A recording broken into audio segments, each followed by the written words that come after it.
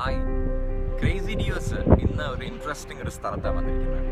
നിങ്ങൾ ഉമൽ ഖ്വൈനിൽ വന്നിട്ടുണ്ടോ? ഉമൽ ഖ്വൈനിൽ നിന്ന് ബറാക്കുഡ ബീച്ച് റിസോർട്ടിലേക്ക് പോകുന്ന വഴിയിൽ നിങ്ങൾക്ക് റോഡ് സൈഡിൽ ഒരു ഇൻട്രസ്റ്റിംഗ് ബിൽ ബോർഡ് കാണാൻ പറ്റും. യൂഷ്വലി നമ്മൾ പലതരത്തിലുള്ള ബിൽ ബോർഡ് കണ്ടിട്ടുണ്ട്, പക്ഷേ ഈ ഒരു ബിൽ ബോർഡിന് ഒരു സ്പെഷ്യാലിറ്റി ഉണ്ട്. ഇതൊരു പ്ലെയിൻ ആണ്, ഒറിജിനൽ ഒരു പ്ലെയിൻ. ആ ഒരു പ്ലെയിൻ നിങ്ങൾ ശ്രദ്ധിച്ചിട്ടുണ്ടായിരിക്കും. ശ്രദ്ധിക്കാത്ത ആൾക്കാരുടെ അടുത്ത് നിങ്ങൾ വരുമ്പോൾ ഇതൊന്ന് ശ്രദ്ധിക്കുക. അതിന്റെ പിന്നിൽ ഒരുപാട് കഥകളുണ്ട്. ഇന്ന് ക്രേസി ഡിയോസ് ആ ഒരു കഥകൾ തന്നെയാണ് ഷെയർ ചെയ്യുന്നത്.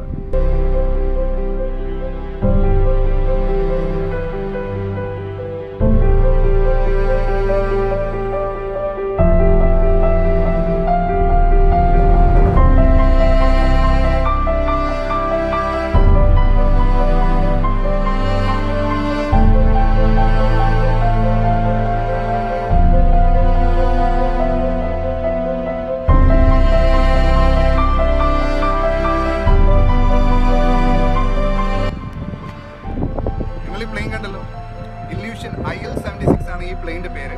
ഇത് സോവിയറ്റ് യൂണിയൻ ആണ് ബിൽഡ് ചെയ്തിരിക്കുന്നത്, അതായത് ഇന്നത്തെ ഉസ്ബെക്കിസ്ഥാൻ.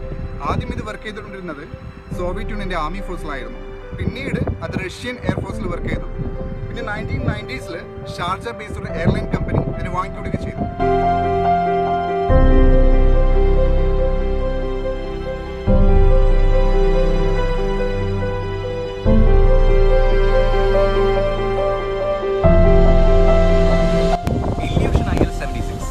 എങ്ങനെയാണ് ഉമൽ ഖ്വൈനിൽ ലാൻഡ് ചെയ്യുന്നത്? ഇതാണ് നമ്മളെ എല്ലാവരുടെയും മനസ്സിലുള്ള ഒരു ക്വസ്റ്റ്യൻ. അതിന്റെ പിന്നിൽ പല കഥകളുണ്ട്, പലതും മിസ്റ്റീരിയസ് ആണ്. അതിൽ ഒന്നാമത്തെ കഥ, ഈ പ്ലെയിൻ വിക്ടർ ബൗട്ട് എന്നൊരു നൊട്ടോറിയസ് ആംസ് ഡീലറിന്റെ പേരിലാണെന്നാണ് പറയപ്പെടുന്നത്. അദ്ദേഹം 90s എൻഡിലൊക്കെ തന്നെ ഉമൽ ഖ്വൈനിൽ നിന്ന് റാസൽ ഖൈമ ഫിജിയർ ഏരിയയിലൊക്കെ തന്നെ കാർഗോ സർവീസ് നടത്തിയെന്നാണ് പറയപ്പെടുന്നത്. പക്ഷേ 2000 UAE അദ്ദേഹത്തിന് ഇങ്ങോട്ടുള്ള എൻട്രി നിഷേധിക്കുകയും ചെയ്തിട്ടുണ്ടായിരുന്നു.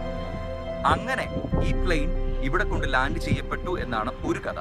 മറ്റൊന്ന്, ഈ പ്ലെയിൻ ഓടിച്ചിരുന്ന ആ ഒരു പൈലറ്റുമാർ മറ്റേതോ എയർഫീൽഡിലേക്കാണ് ലാൻഡ് ചെയ്യേണ്ടിയിരുന്നത്, പക്ഷെ അവർക്ക് തെറ്റിപ്പോയി ഉമൽ ഖ്വൈൻ എയറോഡ്രോമിൽ വന്ന് ലാൻഡ് ചെയ്തു. മൂന്നാമത്തെ ഒരു കാര്യം എന്ന് വെച്ചാൽ ഇതൊരു ആക്സിഡന്റ് ആയിരുന്നു.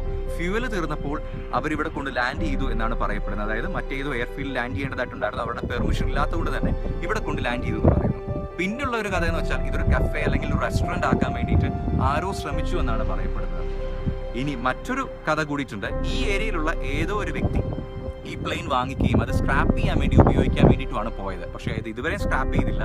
ഇപ്പോഴും ഉമൽ ഖ്വൈനിലെ റോഡിന്റെ സൈഡിൽ ഈ പ്ലെയിൻ നിൽപ്പുണ്ട്. എന്താണ് അതിന്റെ പിന്നിലുള്ള കഥ എന്ന് ആർക്കും അറിയത്തുമില്ല. ഇതിൽ ഏറ്റവും ഇൻട്രസ്റ്റിംഗ് ആയിട്ടുള്ള ഒരു കാര്യം എന്ന് പറയുന്നത്, ഇതിന്റെ സൈഡിൽ, ഈ പ്ലെയിനിന്റെ സൈഡിൽ പാമ ബീച്ച് ഹോട്ടൽ എന്ന് എഴുതിയിട്ടുണ്ട്.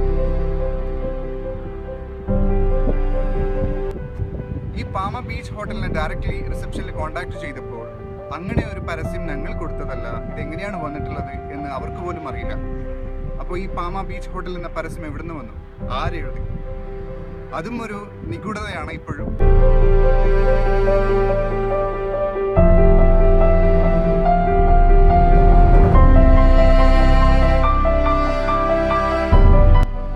കഥകൾ പലതുണ്ടെങ്കിലും ഈ പ്ലെയിൻ കാണേണ്ട ഒരു കാഴ്ച തന്നെയാണ്.